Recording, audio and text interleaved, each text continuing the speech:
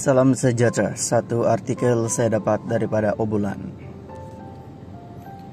Farah Saleh bidas tomahan netizen didakwa terima kifara. Sehabis baik fokus anak, sampailah Jumaat lepas aku kena sepak dekat perut.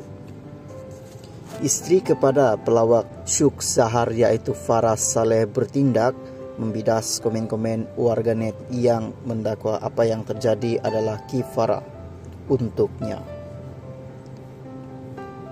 Menerusi hantaran, terdapat segelintir warganet yang kurang senang dengan tindakan Farah yang mencanang isu rumah tangganya di media sosial.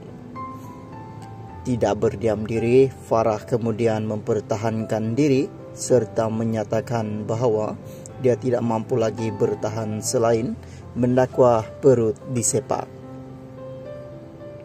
Kifara, bagaimanapun Farah berkata dia sama sekali tidak terkesan dengan komen segelintir warganet yang mendakwa apa yang telah terjadi. Yang terjadi adalah balasan terhadap kifara yang dilakukannya sebelum ini. Lantaklah siapapun nak bersyukur atau gelakan aku. Awas semua tak penting untuk aku.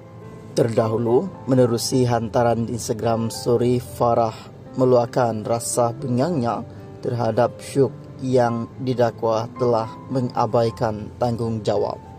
Sebagai seorang suami, sekadar info, kemelut rumah tangga antara Farah dan Syuk bermula pada tahun lepas selepas wanita itu mengaku meminta cerai kerana tidak tahan dengan perangai suaminya itu.